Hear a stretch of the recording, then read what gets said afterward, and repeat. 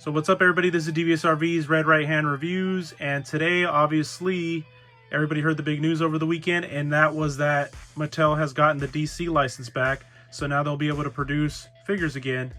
Hopefully they're 6-inch figures to go back with our old DC Classics, but you know, who knows. And in honor of that, I am gonna make my top 10 favorite DC Universe Classics figures from when they first had the license. So I'm going to do a couple honorable mentions before I hit the top 10. And the first honorable mention is the Series 5 Collect and Connect Metallo, because they weren't called Build-A-Figures, they were called Collect and Connects. So this is Metallo from Series 5. I believe it was a Walmart exclusive. This figure was freaking hard to track down to get all the figures to build it. But once I got it, he's one of my favorite figures. He's an honorable mention, and he has the cool chest piece, the M on it. You can take it off and you can show the kryptonite heart that he has for when he wants to take on Superman.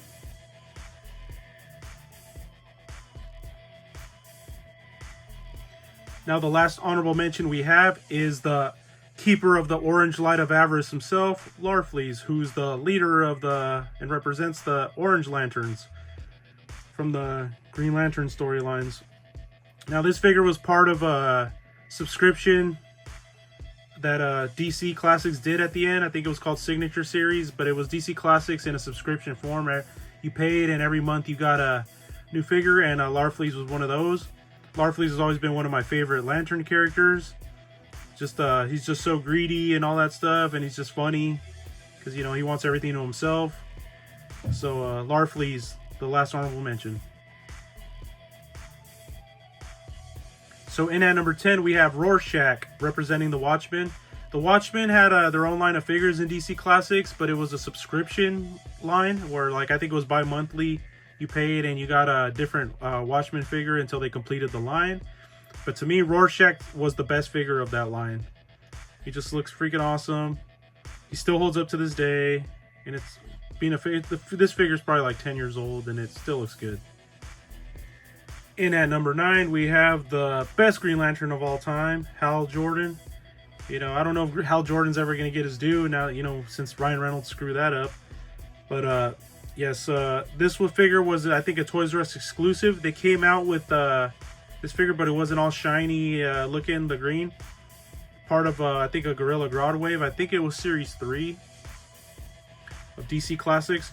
But they redid them in a different paint scheme, like the one you see right here, where it's more shiny and metallic green looking. So this figure comes in at number 9, Hal Jordan, the best Green Lantern ever. In at number 8 is one of my favorite DC villains of all time, which is Black Manta. And I think they perfectly did this figure. I think this is still the best Black Manta figure ever made. Some people will think that the Todd McFarlane one, that movie one he did, was the best one.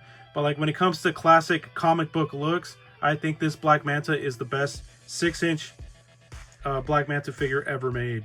This figure was part of, I think, Series 2. I think it was Series... Was it Series 2? I think it was Series 2 of DC Classics. Way back in the day. But yeah, Black Manta in at number 8. In at number 7, we have the Terminator himself, Slade Wilson, Deathstroke. Now this figure is still, I know I keep sounding like a broken record, but this figure is the best 6-inch Deathstroke figure they've ever made. Anybody has ever made. Still holds up, still looks badass, has a lot of accessories. But he's one of those figures that I had in my other video I did DC that, you know, the plastic on it's kind of messing up over time. So I don't know if all of them were like that. I know mine is. Mine has like this weird powder that comes out of the plastic. But overall, the figure, from far away, it looks cool. You don't even notice it. But this is comes in at number 7. This figure's badass. In at number 6, we have Aquaman. Now, for some reason, I've always liked the Aquaman's colors, like the orange with the green pants. To me, the green tights and stuff always just kind of popped on the shelf. And I think this figure, like the detail on the face sculpt's still really good, still holds up. The scales on his outfit just look awesome. You know, I think this figure's great. I mean, aside from the joints you can see stuff, which, you know, kind of stick out like a sore thumb now, like the pins, I mean. Other than that, this figure still looks great. I still love the way it looks on the shelf. So this Aquaman's awesome, and it's in at number 6. Now in at number 5, we have Killer Moth, which I don't remember what series he was in. I think it was one of the later series, because there's like 20 waves of DC Classics, but just the colors on this just pops. It pops on your shelf. It just makes your you know, when there's a lot of color in a figure, it makes your collection look even better. Stands out. It makes the collection look good. He's one of those figures, like, he just looks wacky, looks crazy. The color on him, like, you would never take a guy like this, a criminal, like a bad guy, criminal, whatever, supervillain like this seriously. But he just translates so good into toy form. So in at number 5, Killer Moth. So in at number 4, we have the Clown Prince of Crime himself, the Joker. And I know I keep sounding like a broken record, but DC Classics, they did a lot of definitive versions to this day of certain characters. And to me, this Joker is the definitive 6-inch Joker to date.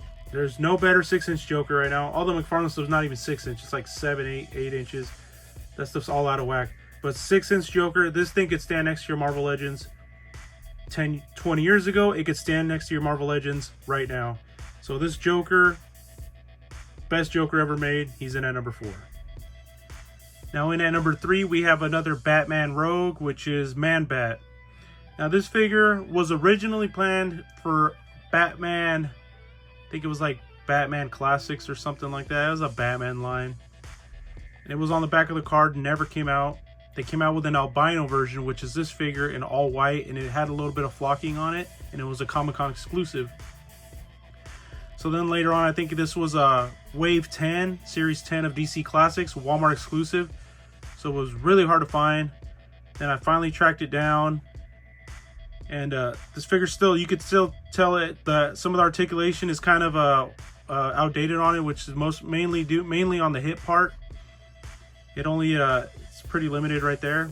But other than that, this figure still looks awesome, has a great shelf presence. Still one of the best Man-Bat figures ever made, so he's in at number 3. So in at number 2, this is kind of cheating, but I'm going to put both versions of Dr. Fate on here. The thing DC Classics used to do a lot was they would do like variants of certain characters and stuff. If they had like maybe a slight modification of the costume, or maybe it was a different character that wore the costume, they would always try to include both versions somehow. I don't think one was harder to get than the other from what I remember. I remember getting these both pretty easily. I think I got a case and they both came in there from what I remember. But yeah, in at number 2 is Dr. Fate.